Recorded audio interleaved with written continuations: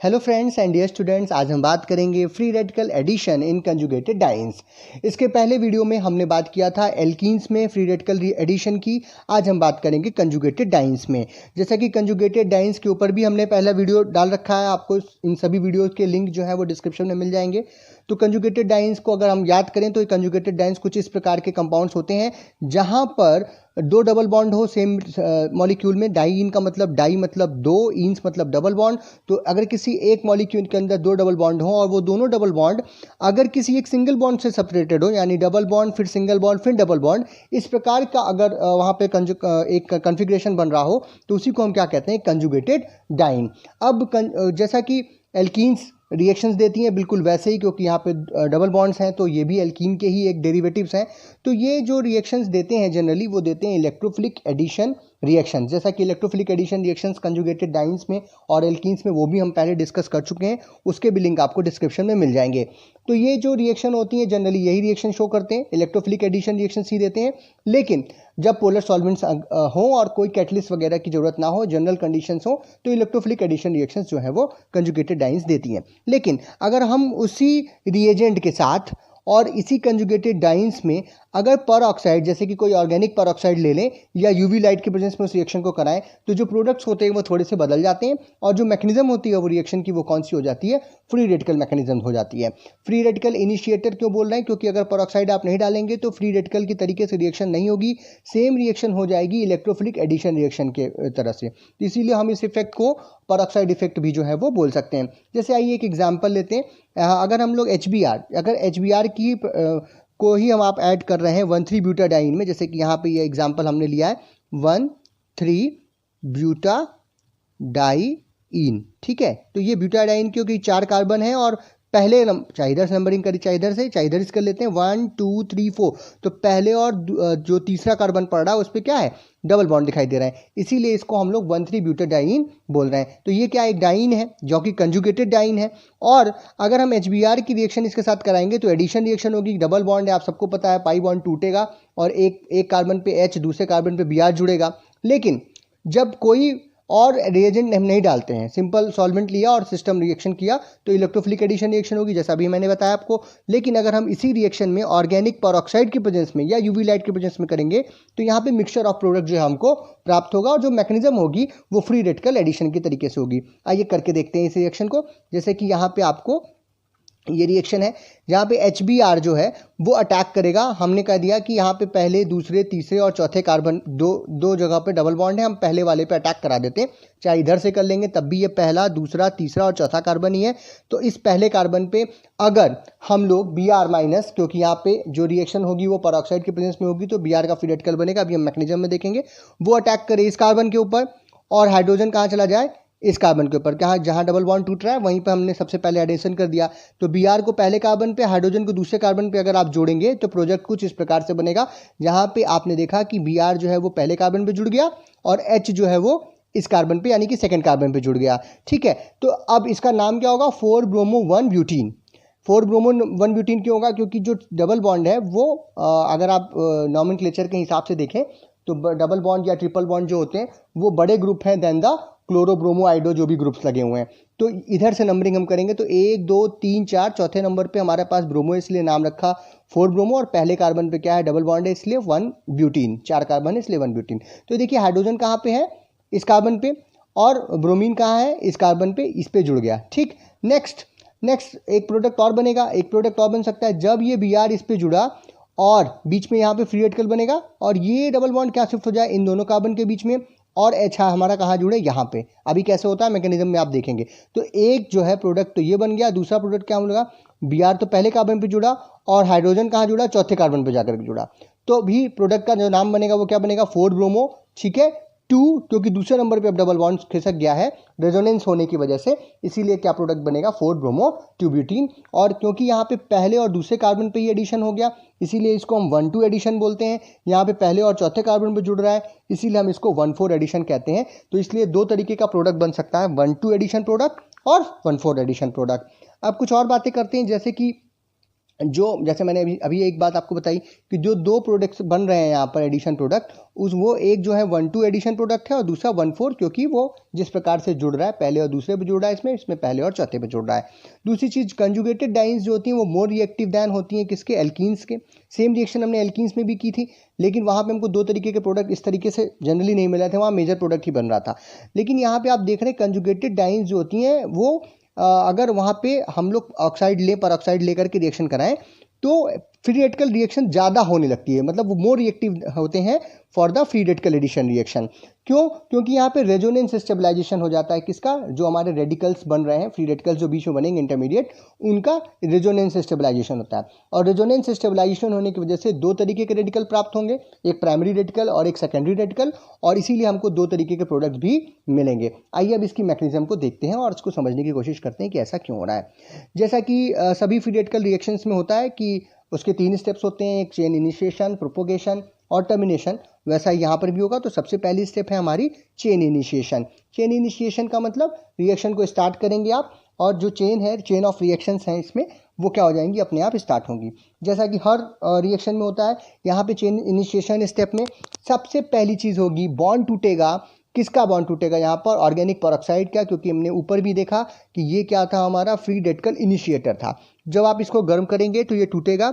ये दो bonding electrons जो कि ऑक्सीजन और ऑक्सीजन के बीच में हैं, वो क्या होंगे, दोनों bonding electron singly, that is known as homolytic fission. Homolytic fission का मतलब है कि जो इलेक्ट्रॉन्स हैं वो इक्वली डिस्ट्रीब्यूट हो जाए, कोई एक एटम उसको लेकर के नहीं जाएगा। तो ये एक बॉन्डिंग इलेक्ट्रॉन ये लेकर चला गया, जिसको हम ऑड इलेक्ट्रॉन बोलते हैं। एक ऑड इलेक्ट्रॉन कौन लेकर चला गया, ये। तो दो क्या बने आपको, पेरोक्साइड फ्री रेडिकल्स का जन्म हुआ। फ्री रेडिकल जो होते हैं वो बहुत ही रिएक्टिव होते हैं, उनके ऊपर किसी तरीके का कोई चार्ज नहीं होता। इसके ऊपर हम लोगों ने पहले भी बातें कर रखी हैं। आइए अब इसी स्टेप में, जो पहला स्टेप है, इसी के अंदर जो अभी हमारा फ्री रेडिकल बना है पेरोक्साइड का, वो अटैक करेगा किसके ऊपर, हमारे हाइड्रोजन ब्रोमाइड के ऊपर, HBr के ऊपर अटैक करेगा और हाइड्रोजन को अपने साथ लेकर के चला जाएगा। जब ये हाइड्रोजन को अपने साथ लेकर जाएगा तो सेम चीज़ होगी, फिर से फ्री रेडिकल बनेगा। क्यों? क्योंकि हाइड्रोजन और Br के बीच में जो बॉन्ड था, वहाँ पर भी क्या थे, दो बॉन्डिंग इलेक्ट्रॉन्स थे। एक बॉन्डिंग इलेक्ट्रॉन तो ये हाइड्रोजन के साथ लेके चला गया RO, और क्या बना लिया, ROH, अल्कोहल बन गया। और आपका Br का जो एक ये बॉन्डिंग इलेक्ट्रॉन था, वो क्या होगा, एक सिंबल ऑड इलेक्ट्रॉन, वो Br के पास चला जाएगा, जिसकी वजह से आपको क्या मिलेगा, ब्रोमीन फ्री रेडिकल। अच्छा, एक चीज़ और ध्यान दीजिएगा, जब भी फ्री रेडिकल बनाते हैं तो हम सिंगल हेडेड एरो बनाते हैं, डबल हेडेड नहीं है। आप कहीं भी देखिएगा, हर जगह मैंने सिंगल हेडेड एरो बना रखी है, और आप भी इसी तरीके से प्रैक्टिस इसकी कीजिएगा। तो ब्रोमीन फ्री रेडिकल बन गया, ये था हमारा पहला स्टेप। आइए दूसरे स्टेप में चलते हैं, that is chain propagation step. Propagation का मतलब बढ़ना, तो अब चेन जो है वो बढ़ेगी, जो रिएक्शंस हैं वो बढ़ेंगी। अब यहाँ पे जो ब्रोमीन का फ्री रेडिकल है वो अटैक करेगा हमारे पहले कार्बन के ऊपर, जो कि डबल बॉन्डेड एटम है जो कार्बन के साथ है, उसके ऊपर क्या करेगा, अटैक करेगा, और एक resonance stabilise free radical intermediate जो है वो बनेगा।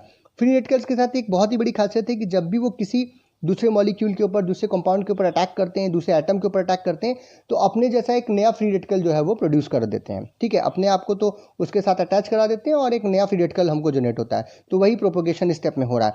ये देखिए, Br जो है क्या करेगा, अटैक करेगा इस कार्बन के ऊपर। कार्बन और कार्बन के बीच में जो ये पाई बॉन्ड था, डबल बॉन्ड जो था, वहाँ पे जो पाई बॉन्ड है, उसमें से एक इलेक्ट्रॉन तो यहाँ ट्रांसफर हो गया इसके पास, इस कार्बन के पास, जिसकी वजह से यहाँ पे और इन कार्बन और Br के बीच में क्या बन जाएगा, बॉन्ड बन जाएगा, ये इस पर जुड़ जाएगा। एंड दो जो कि एक और बचा हुआ हमारा ऑड इलेक्ट्रॉन था, वो कहाँ ट्रांसफर होगा, इस कार्बन के ऊपर, और ये क्या बनेगा, यहाँ पर हमको एक कार्बन का फ्री रेडिकल मिलेगा। ठीक है, जैसा कि यहाँ पे आपको दिखाई दे रहा है, यहाँ पे हमने Br को जोड़ दिया, यहाँ पे डबल बॉन्ड था, that double bond will shifted into this carbon, और यहाँ पे आपको क्या मिल गया, फ्री रेडिकल। जैसे यहाँ पे फ्री रेडिकल मिला आपका, ये बना क्या, secondary free radical. Secondary free radical का जनरेशन हो गया। अब सेकेंडरी फ्री रेडिकल जो है वो रेजोनेंस स्टेबलाइज है, यानी कि ये दूसरे पार्ट में अपने आप क्या करेगा, अपने आप को कन्वर्ट कर लेगा। कैसे? जैसे कि ये डबल बॉन्ड अगर शिफ्ट हो जाए इन दोनों कार्बन के बीच में, तो ये जो फ्री रेडिकल है वो ऑड इलेक्ट्रॉन है वो कहाँ आ जाएगा, इस कार्बन के पास। ठीक है, तो ये इस कार्बन के पास चला गया। अगर इस कार्बन के पास यहाँ आ गया तो यहाँ पे आपको क्या दिखाई देगा, डबल बॉन्ड। ये दोनों एक दूसरे के क्या है, रेजोनेटिंग स्ट्रक्चर्स हैं। ये डबल बॉन्ड वापस से इन दोनों में शिफ्ट हो जाए तो ये जो आपका फ्री रेडिकल है वो यहाँ चला जाएगा, तो ये किस में कन्वर्ट हो जाएगा, इसमें। ये किस में कन्वर्ट होगा, इसमें। ये दोनों एक दूसरे में कन्वर्ट होते रहते हैं, जिसकी वजह से हमको एक सेकेंडरी फ्री रेडिकल और एक प्राइमरी फ्री रेडिकल, दो तरीके के फ्री रेडिकल या इंटरमीडिएट हमको प्राप्त यहाँ पर हो रहे हैं, ठीक है। और ये दोनों स्टेबल हैं, क्यों, क्योंकि यहाँ पे रेजोनेंस है। रेजोनेंस होने की वजह से, इसके पहले भी हमने देखा था इलेक्ट्रोफिलिक एडिशन रिएक्शन में भी हमने देखा, तो वहाँ पे हमने देखा कि वो रेजोनेंस स्टेबलाइज्ड नहीं थे, वहाँ पे रेजोनेंस नहीं हो रहा था। वहाँ पे क्या हो रहा था कि जो आपके आयंस बन रहे थे वो एक प्राइमरी आयन बन रहा था, सेकेंडरी आयन बन रहा था। सेकेंडरी आयन जो होते हैं वो ज़्यादा स्टेबल होते हैं, तो वो प्रोडक्ट ज़्यादा बन रहा था। बट यहाँ पर जो फ्री रेडिकल्स बनेंगे it is more stable then this, product में भी इससे ज़्यादा बनेगा, लेकिन ये दोनों एक दूसरे में रेजोनेंस होने की वजह से एक दूसरे में बदलते रहते हैं, और जिसकी वजह से हमको दो तरीके के प्रोडक्ट जो हैं वो प्राप्त होते हैं। नाउ ये दोनों जो फ्री रेडिकल बने हैं इसी स्टेप में, इनके ऊपर HBr का एक मॉलिक्यूल जो है वो अटैक करेगा, या ये अटैक करेंगे, क्योंकि ये फ्री रेडिकल है तो ये ज़्यादा रिएक्टिव है। ये अटैक करेंगे HBr के ऊपर, जैसे भी ऊपर रिएक्शन हुई थी बिल्कुल वैसी ही रिएक्शन होगी। ये हाइड्रोजन को लेकर के, अब यहाँ पे फ्री रेडिकल है, इस कार्बन के ऊपर सॉरी ऑड इलेक्ट्रॉन है, तो ये अटैक करेगा हाइड्रोजन को, हाइड्रोजन यहाँ जुड़ जाएगा, Br का फ्री रेडिकल निकल जाएगा। दूसरे केस में जो दूसरा वाला बना हुआ है, ये फर्स्ट वाला, इसके ऊपर भी अटैक होगा। ये अटैक कहाँ करेगा, इस हाइड्रोजन के ऊपर, हाइड्रोजन अपने साथ लेके चला जाएगा, Br का क्या मिल जाएगा आपको, फ्री रेडिकल मिल जाएगा। तो एक बार क्या बनेगा, 4 bromo 1 butene, that is 4 bromo 1 butene, and the second one is 4 bromo 2 butene. दो प्रोडक्ट जो आपके बनने थे वो बन गए, और आपको क्या मिलेंगे, फ्री रेडिकल। कैसे मिलेंगे एक बार फिर से देख लीजिए, जो बॉन्डिंग इलेक्ट्रॉन्स हैं HBr के बीच में, उसमें से एक हाइड्रोजन को ये हमारा फ्री रेडिकल क्या करेगा, कार्बन का लेकर के अपने साथ चला जाएगा। ये ऐसे ही यहाँ भी अटैक करेगा और अपने साथ यहाँ पर, तो यहाँ पर दूसरे कार्बन के ऊपर जो है वो ऑड इलेक्ट्रॉन था, तो हाइड्रोजन को ले लेगा, तो हमको क्या मिलेगा, 4 ब्रोमो 1 ब्यूटीन। या आप कह सकते हैं कि जो प्रोडक्ट बन रहा है यहाँ पर वो कौन सा बन रहा है, इसके ऊपर हाइड्रोजन को हमको क्या कर देना है, जोड़ देना है, और आपको प्रोडक्ट मिलेगा। ये देखिए Br जहाँ पे पहले से था, और इस कार्बन के ऊपर क्या जुड़ गया, हाइड्रोजन जुड़ गया, तो इट इज़ 1-2 एडिशन प्रोडक्ट। जबकि यहाँ पर देखिए जो पहला कार्बन है उसके ऊपर तो Br जुड़ गया था, जो दूसरा जो चौथा कार्बन बचा हुआ है हमारा, वहाँ पर क्या है, ऑड इलेक्ट्रॉन है, वो हाइड्रोजन को लेकर चला जाएगा। अगर वो एक इलेक्ट्रॉन हाइड्रोजन को अपने साथ लेकर जाएगा तो ऑड इलेक्ट्रॉन किसके ऊपर जाएगा, ये वाला ऑड इलेक्ट्रॉन, दूसरा वाला किसके ऊपर, Br के ऊपर, जिसकी वजह से Br फ्री रेडिकल यहाँ भी बन रहा है, ऊपर भी बन रहा है, बिल्कुल ऐसे ही बन रहा है। और यहाँ हाइड्रोजन यहाँ पे जुड़ गया, तो ये बना 4 ब्रोमो 2 ब्यूटीन, और ये जो प्रोडक्ट है उसको हम कह सकते हैं 1-4, क्योंकि यहाँ पे पहले कार्बन पे Br और चौथे कार्बन पे हाइड्रोजन जुड़ रहा है, इसलिए 1-4 एडिशन प्रोडक्ट हम इसको कह सकते हैं, ठीक है। नॉमेनक्लेचर अलग चीज़ है, यहाँ पे 1-4 हम कह रहे हैं कि पहले और चौथे कार्बन की बात कर रहे हैं। नेक्स्ट लास्ट स्टेप, जैसा कि हर बार होता है, चेन टर्मिनेशन स्टेप। जितने भी फ्री रेडिकल बन रहे हैं पूरे रिएक्शन के दौरान, स्टेप नंबर 1, 2 और 2 में, उसमें से अगर आपस में जुड़ जाएं, एक दूसरे के साथ जुड़ जाएं, अगल बगल जुड़ जाएं, तो डिफरेंट जो है प्रोडक्ट बनते चले जाएंगे, और रिएक्शन क्या हो जाएगी, टर्मिनेट हो जाएगी। जैसे Br का फ्री रेडिकल भी ऊपर बन रहा है, तो Br का फ्री रेडिकल अगर Br के फ्री रेडिकल के साथ जुड़ जाएगा तो Br2 बना लेगा। RO का फ्री रेडिकल जो कि हमारा ऑर्गेनिक पर ऑक्साइड का फ्री रेडिकल था, वो अगर ऑर्गेनिक पर ऑक्साइड के फ्री रेडिकल के साथ जुड़ जाएगा तो वो ROR बनाकर हमारा जो कैटलिस्ट था वो अलग हो जाएगा। ऐसे ही अगर Br का फ्री रेडिकल हमारे इसके साथ जुड़ जाए तो हमारा प्रोडक्ट बना देगा। ऐसे ही जो है रिएक्शन लगातार चल जाएगी, और डिफरेंट प्रोडक्ट जो है हमको मिलते चले जाएंगे, और हमारी जो चेन है वो टर्मिनेट हो जाएगी। तो इस तरीके से जैसा हमने कहा कि and so on like other reactions, जैसे कि अदर रिएक्शंस में होता था, लास्ट में टर्मिनेशन स्टेप होती थी, वैसे टर्मिनेट हो जाएगा। सारे के सारे फ्री रेडिकल जब एक दूसरे के साथ ही क्या हो जाएंगे, जुड़ जाएंगे, तो रिएक्शन क्या हो जाएगी, समाप्त हो जाएगी। लास्ट वन इज, अगर कोई और एग्जाम्पल आप लेना चाहते हैं, HBr का एग्जाम्पल नहीं लेना चाहते हैं, तो आप ले सकते हैं, जैसे कि addition of some other thing like जैसे BrCCl3। अब ये भी एक क्या है, आपका रिएजेंट है जो कि अटैक कर सकता है 1,3 ब्यूटाडाइन के ऊपर, और जो है वो डिफरेंट सेट ऑफ प्रोडक्ट जो है वो हमारे लिए बना सकता है। जैसे कि आपके सामने दिखाई दे रहा है, 1,3 ब्यूटाडाइन के ऊपर अगर BrCCl3 को अगर हम तोड़ें तो ये बिल्कुल परऑक्साइड की प्रेजेंस में कैसे जाएगा, एज अ फ्री रेडिकल। ये Br का फ्री रेडिकल और CCl का फ्री रेडिकल बनेगा। Br अटैक करे कहाँ पर, सॉरी CCl3 यहाँ पर ज़्यादा मतलब पहले अटैक करेगा, CCl3 अटैक करेगा पहले कार्बन के ऊपर, तो Br कहाँ चला जाएगा, दूसरे कार्बन के ऊपर। आपको मिलेगा 1-2 एडिशन प्रोडक्ट, जैसे कि यहाँ पे दिखाई दे रहा है, पहले कार्बन पे CCl3 जुड़ गया, और दूसरे कार्बन पे क्या जुड़ गया, हमारा Br जुड़ गया। CCl3 में भी कार्बन है, आप इसको मत समझिएगा कि ये पहला कार्बन है, पहला कार्बन हमारा रिएजेंट में, इसीलिए इसको रेड कलर से लिख दिया मैंने, ताकि ये जो आपको समझ में आ जाए, क्लियर हो जाए। ये हमारा पहला कार्बन था, उसके ऊपर हमारा CCl3 जुड़ गया, और जो Br का फ्री रेडिकल है वो दूसरे कार्बन के ऊपर जाकर के जुड़ा, आपको क्या मिला, 1,2 एडिशन प्रोडक्ट मिला। अगर जो है ये CCl3 पहले कार्बन पे और Br चौथे कार्बन में जुड़े और ये जो शिफ्टिंग ऑफ डबल बॉन्ड है वो कहाँ चल जाए, ये दूसरे और तीसरे कार्बन के बीच में, तो हमको एक 1,4 एडिशन प्रोडक्ट मिलेगा। सेम वैसे ही जैसे HBr की केस में था, तो इसकी जो मैकेनिज्म होगी वो भी सेम होगी। आप चाहें तो एज एक्सरसाइज इस रिएक्शन को जैसे मैंने HBr के साथ किया है वैसे आप इस एग्जाम्पल में आप मैकेनिज्म लिख सकते हैं और मुझे कमेंट बॉक्स में बता सकते हैं कि आपने किया या नहीं किया, या आपको दिक्कत आई तो फिर मैं इसकी मैकेनिज्म भी आपको प्रोवाइड कराऊंगा। सेम मैकेनिज्म है, कुछ अंतर नहीं है, केवल यहाँ पे HBr था उसकी जगह पे Br CCl3 है। तो होप करता हूँ कि आपको समझ में आया होगा। फ्री रेडिकल एडिशन रिएक्शन बहुत ही इंपॉर्टेंट रिएक्शन है और पेपर में पूछी जा सकती है।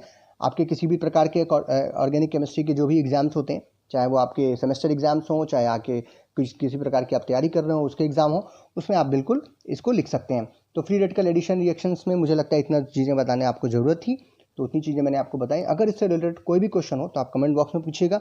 चैनल को सब्सक्राइब जरूर कीजिए और जितने भी वीडियोस मैंने पहले डाल रखे हैं इससे रिलेटेड, चाहे वो कंजुगेटेड डाइन्स हो, कंजुगेटेड डाइन्स की स्टेबिलिटी हो या एल्कीन्स की स्टेबिलिटी हो, एल्कीन्स के अंदर एडिशन रिएक्शन हो, आज हमने कंजुगेटेड डाइन्स में एडिशन रिएक्शन देखी, और इलेक्ट्रोफिलिक एडिशन रिएक्शन दोनों में हमने पहले भी देख रखी है, फ्री रेडिकल एडिशन रिएक्शन भी हमने देखी है एल्कीन्स में। तो इन सभी को आप देखिए तो आपके कॉन्सेप्ट बिल्कुल क्लियर हो जाएंगे बिना किसी डाउट के। और इस वीडियो का जो PDF लिंक है वो भी मैं इस डिस्क्रिप्शन में डाल दे रहा हूँ ताकि आप इस PDF को भी यहाँ से प्राप्त कर सकें। और मेरी कोशिश है कि सभी वीडियोस के जो PDF लिंक है वो उनके डिस्क्रिप्शन में डाल दूँ ताकि आप उसको वहाँ से पा सकें। तो वीडियो को देखने के लिए बहुत बहुत धन्यवाद।